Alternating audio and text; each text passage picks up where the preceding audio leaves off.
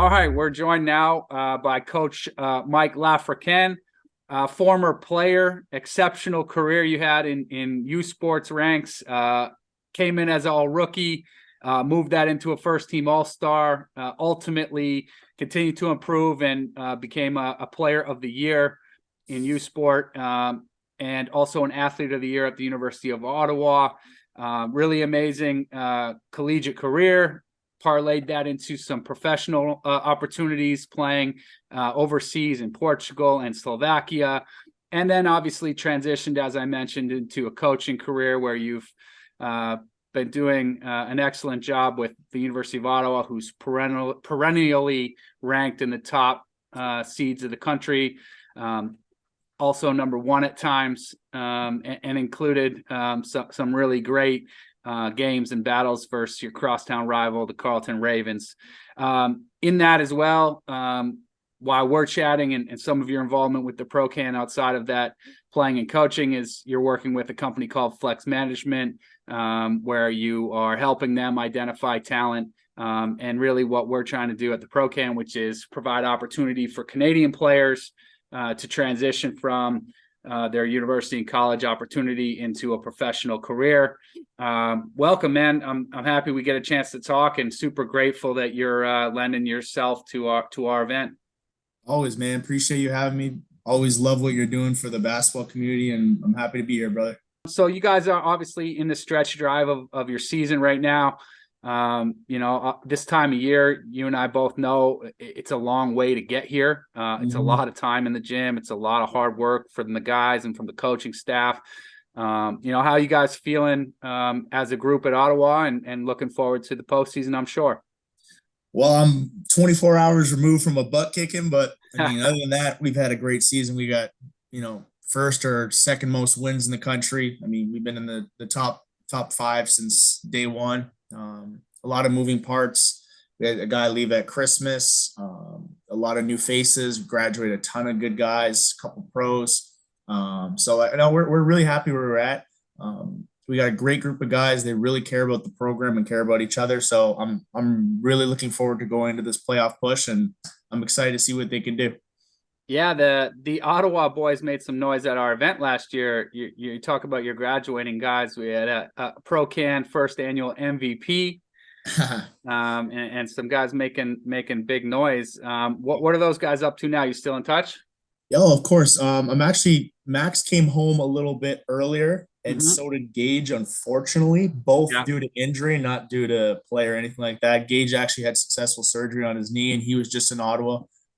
He's getting back into it. We had a couple workouts together, and then Max is starting to train in the mornings with me, getting those shots up, nice. Just trying to rehab and get ready for the CBL season, and then move back into their second professional season overseas. But no, they both had pretty good experiences. Obviously, not the way they wanted to end their first season with injuries, but that's part of the show, and they're going to grow from it. And you saw them at your combine.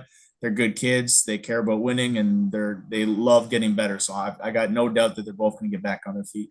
Yeah, I mean, there's no straight line, right? Like it doesn't just start to finish work like that. So adversities, guys that can overcome adversity are the ones that succeed. Not necessarily the best players. So exactly. And coming from where we're coming from, you got to get through that, or else you're just going to be put into that long list of Americans they got waiting behind you, right? You said you kept getting better, and you end up, on a pretty good high school team, and you guys are playing tournaments. Back then there was no prep basketball, so high school was it. How did you start to get recruited? Like, what was the recruiting process like? Why'd you go to Ottawa? What happened? Man, our high school team was really good. Actually, we were like number one or two. Like we back-to-back off the finals. We actually lost to Wiggins, the last one in London. It's funny how roads lead back to London, but we lost to him in the finals. And like we were just always on the national, provincial stage. So I mean, every coach was there. Our whole team got basically recruited by every OUA team and a lot out west and out east stuff. Right. But honestly, like I only went on one visit. I'm like, when I know, I know. And I met Johnny Berhane on my visit, and I was just like, this dude is a gym rat, and I want to be better than him. And I mean, it obviously never happened, but right, he was a good guy to chase every single day. And I stick with my decision. I'm still here. Obviously, I love the city. Yeah. Coach Jimmy's a great guy. He recruited the shit out of me, and we're still working together in the trenches. Yeah. But yeah, no, it was just the combination of Johnny, Warren, two really high level guys who were obviously going to be pros, Yeah. chasing them every day, and Jimmy just had a blueprint to try and be national contenders. And obviously Carleton, well, not obviously, but Carleton recruited me, and the obvious part is that would have been an easy choice for a lot of people, but I kind of like to build something more than join something that's already built. So like they were fun to chase too. They made me better. Dave Smart's a crazy good coach, and it's just like learning from that and being in those fights all the time and seeing it right in your backyard. It just those things just kind of like whew. So I was like, I'm going there. Like what? Yeah. You want to get in the fire, you got to join the fire. I love it. I love it. And you've seen Warren go pro. You've seen Johnny go pro. It's like, I'm going to go pro. How did you do that? Like, how did that happen? Man, it was like I was on stacked teams. Like we had guys like we had so many good players. Like the teams I played on probably had like 5 or 6 players that went pro. And then when Warren left, Terry came in. Terry Thomas, who's still playing professional. He was a hell of a player. He went pro. He left, he graduated, he moved on. And then Johnny graduated, and it was like, okay, like now I've been moving the ball around. I've been playing. I've been, aggressive. I've been a good player, but I wasn't an all-star. I went from no all-stars to player of the year in my last year. Right. And I got the blueprint from coach, and I got the blueprint from Johnny. I saw what he did. I saw the work he put in, and I knew I believed in myself. I always do, and I always will. And I was just like, all right, it's time. So then I just put my mind to it. And I just, every day I try to be a better player, and it just kept paying off and paying off and paying off. And then honestly, the pro part, it just, a couple agents reached out to me, and I just took the one that I liked the most at the time. Amazing. So, dude calls you up and he's like, hey bro, you can really hoop. Like, I want you to move to Portugal. Like, you're going to eat pasta every day, drink wine, and just chill out here in the sun. No, like what happens? Is he like, how does he get you a deal? What happens? So I had 4 or 5 agencies I was talking to. Okay. Yeah. And I'm an idiot. So the one that messages me is Inner Performances. Okay. And they were probably the biggest European agency of, like, they started it all. They had Tony Kukoc. They had who else? All the Serbian guys that play in the league. They had Luol Deng, like all the guys that were like NBA guys from Europe or around the world. And I was just big time agency. This could be me. And I'm just like this, like, oh, like, I believed the hype for the first time in my life. And I was like, yeah, I'm going to join the big agency.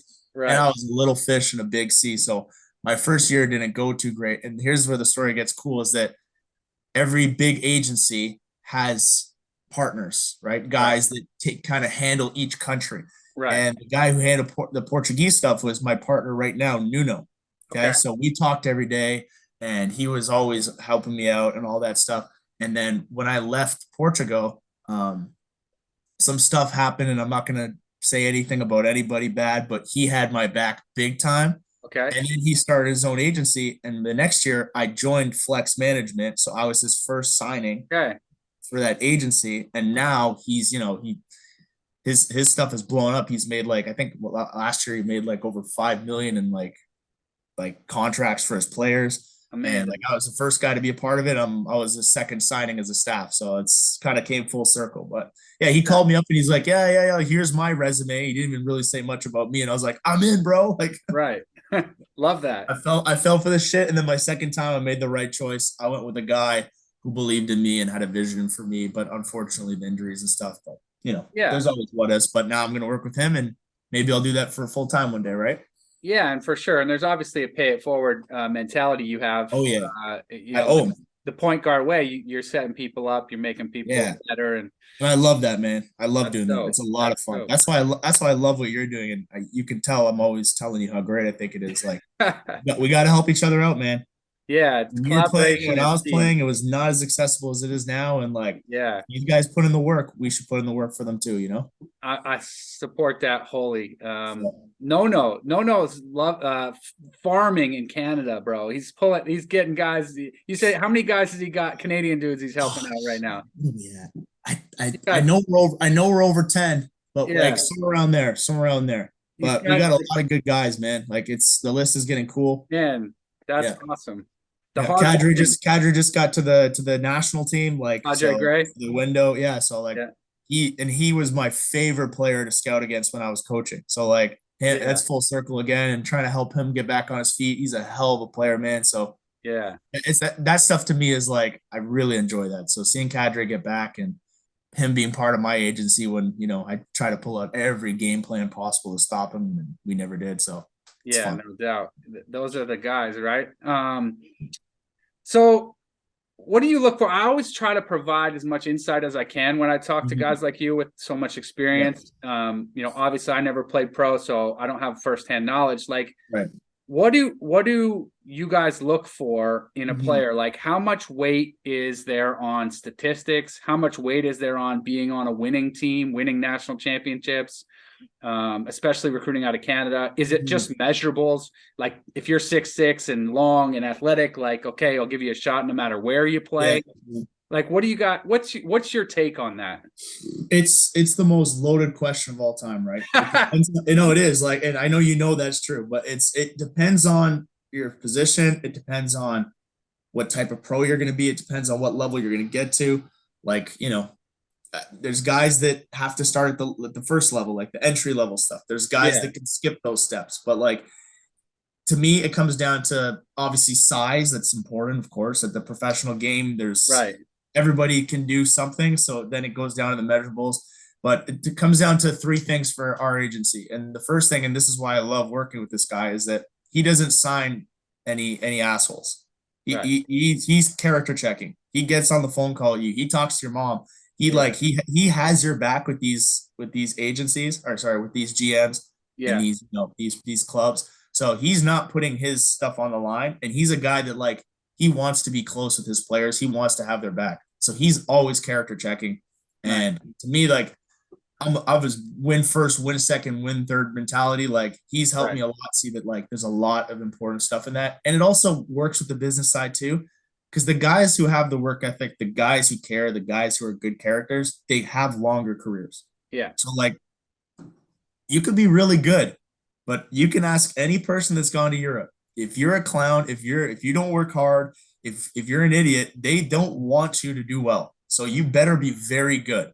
Now Right. they care about winning, right? Right. But if you lose in that time of being an idiot, you are going to be the first guy to go. Because like I said, there's a million other Americans over there. Now Right. that part is cliche to a lot of people, but it really isn't to our agency. But the second thing is shooting the ball. Right.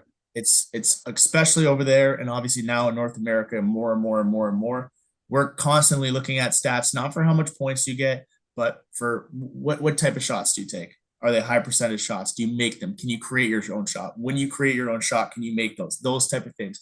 Your IQ and your shooting to me is like the big things. And then obviously everyone in the world is going to say size, but I think part one and part two, and you're not in the conversation if you don't have the size to be a professional anyways. Right. Unless you're ultra skilled and ultra good character, but you got it. If you have those two things at a high level, you'll probably be in the place to get somewhere that you need to get to. Anyways.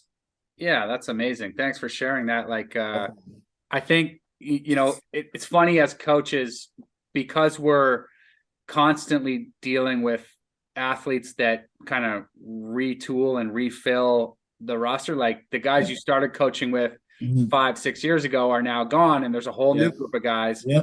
and you see it over and over again, and you're saying the same things. Yeah. I always said, if it's right, if what you're saying is right and they're not listening, it's not up for you to change. You keep saying what's right, and Yeah. they got to adjust to what's right. Right. Man, it's very true. And like we're not always right as coaches, but like we've got some experience and we spend the time watching the tape and we talk to people who, cycle in and out of the program. So we're Yeah. not telling people to jump through hula hoops of fire. There's some Right. There's a basic reason for it. messages that guys got to be able to obtain. And like I'm telling you, like we know when a rookie comes in, like how hard or easy their path is going to be. Like Right. that eye contact, that extra, it. Like they're Yeah. going to be a person that's going to be tough to work with or easy to work. And like I always say, you better be damn good if you're going to be tough to work with, because Yeah. we're up late doing tape. We don't want to be thinking about your other shit, right? Yeah, no doubt. So that's awesome insight. What should a player know? Okay, he's checked those boxes. you guys are interested in helping him out. What's the biggest thing you think a player needs to know as they transition from university to pro life? Like, what do they got to figure out? Especially Canadian guys. Like, you're replaceable. Yeah. You're replaceable. I tell my guys all the time, you are replaceable. Mm-hmm. So the more you act like you're like, the more you act like you need to be not replaced, the better you're going to be. You need to be a good person. You need to work hard. You need to care about winning. You have to do all the little things so that nobody can say anything bad about you. Because as you know, and as a lot of people know, when you lose in Europe, especially at the lower levels and the medium levels, the first person they're going to look at is the imports. And that's for the Canadian people specifically, right? So if you're a good pedestrian and you're a good basketball player, you're tough to replace. If you're missing one of those two things, it's going to be very difficult for you, right? But honestly, other than, being kind of a rude there and saying you're replaceable, I think that you just have to fall in love with getting better. If you have that passion, that drive, and you're humble enough that you want to get better and you're not so big on yourself, you'll get better every day. You'll go over there and you'll get better. You got to be a sponge. It's a different sport when you get over there. Every league is almost different. I watch a lot of European basketball, and people make the common mistake of saying European basketball. But there's what is there, 57 countries or whatever there is over there. Right. They all play different styles of basketball. You got to be a sponge. You got to be coachable. You got to be adaptable. Your position can't just be one thing. Like, the game is changing. You got to be able to do multiple things and learn. Like, if you can just shoot, well, you better learn how to do some other things, because they've got a bunch of shooters that are, what I'm saying, that everybody can do one thing. The more you can do and the more you can learn, the better off you're going to be. Yeah, that's great advice. You're saying like lower levels, middle levels, like, obviously the highest levels are like NBA. I've heard stories of guys and I always used to say this about dudes would tell me, I played pro, and I'd be like, whatever, bro, you're like playing men's league in Kazakhstan. Just because they bought your lunch for you, like, you're not a pro, like, what the hell? But anyways, credit to anyone who gets paid to play the game of basketball in any way, shape, or form has done something, done something right.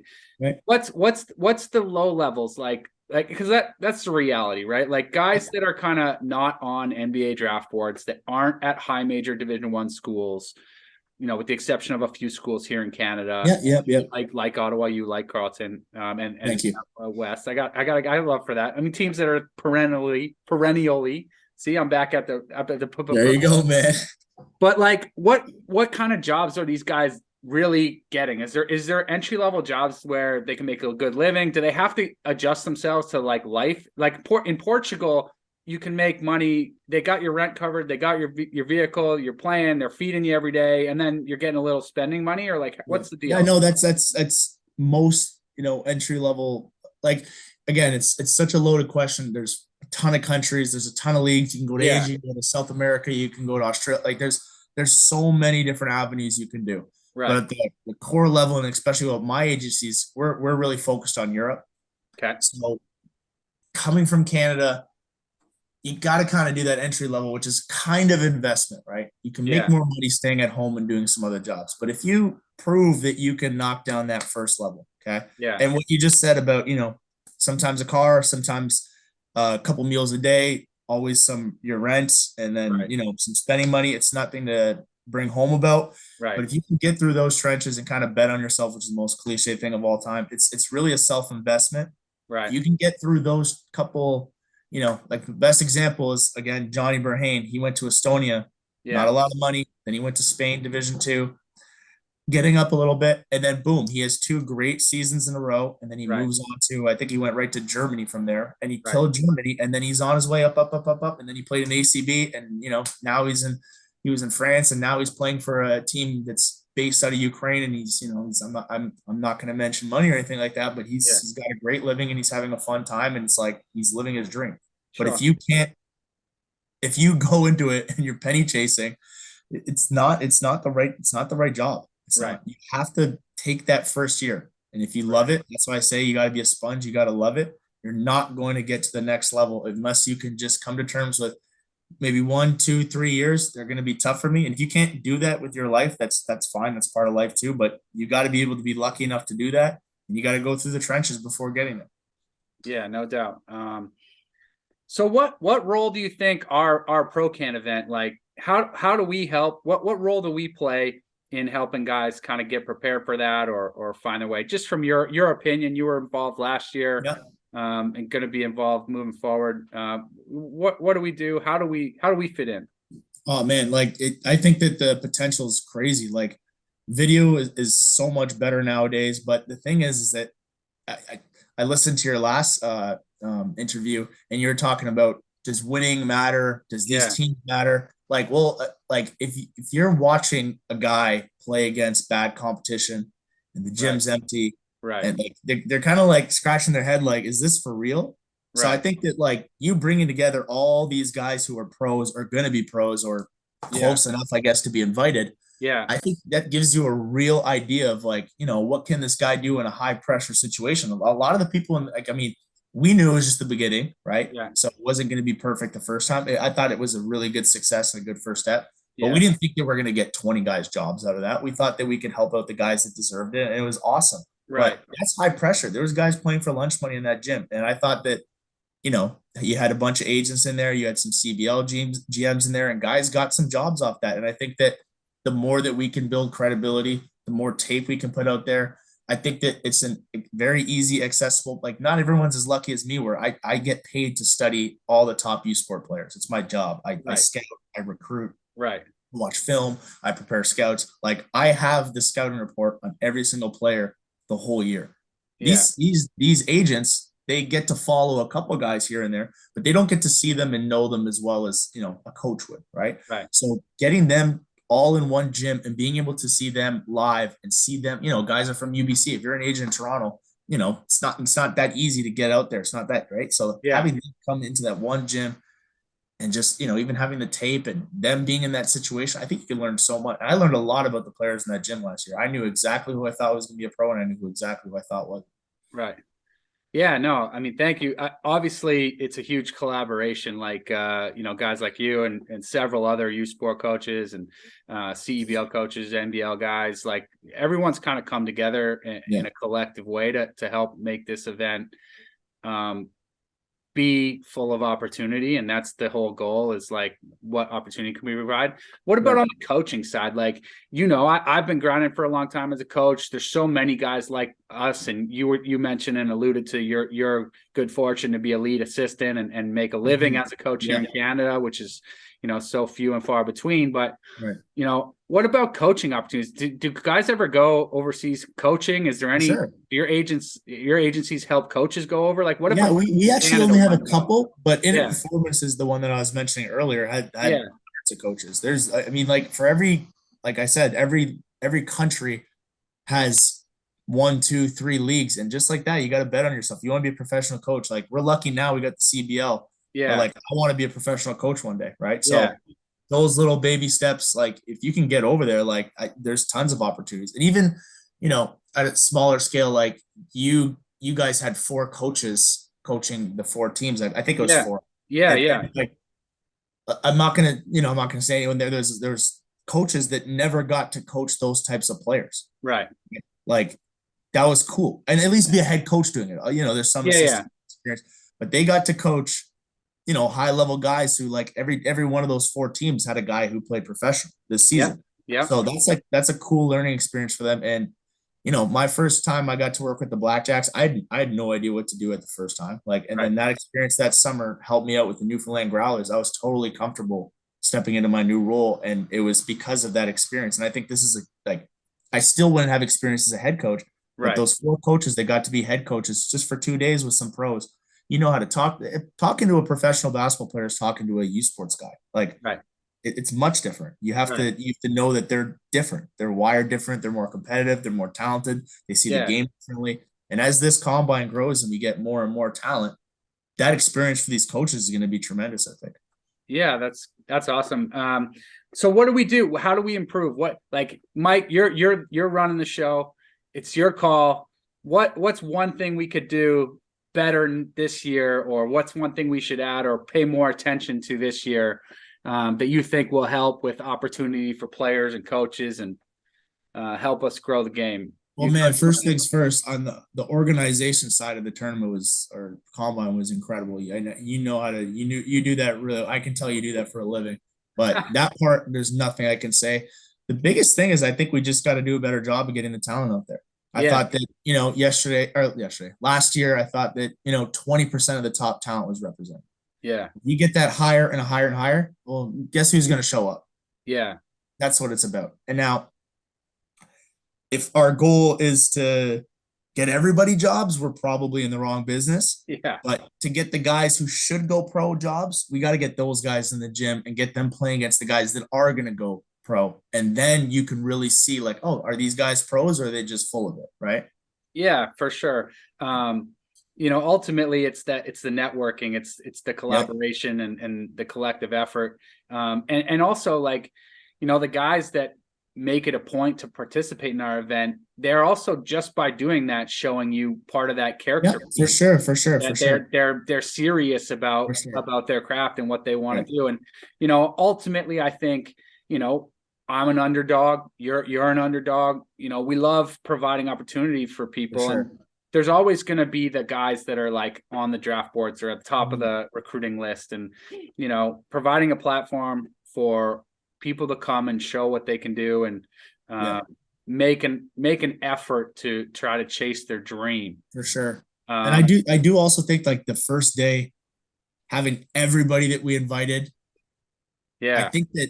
I think it should almost be the opposite of, like, the first day should be as short as the second day. So that the first day and a half and the second day, we have the cream of the cream guys there. Like, I get, I know you, man. You're a caring guy and you wanted to give everybody an opportunity, but me, who's a little bit meaner. Yeah, you're like, whittle it down for me. The faster that we can get to the, that's.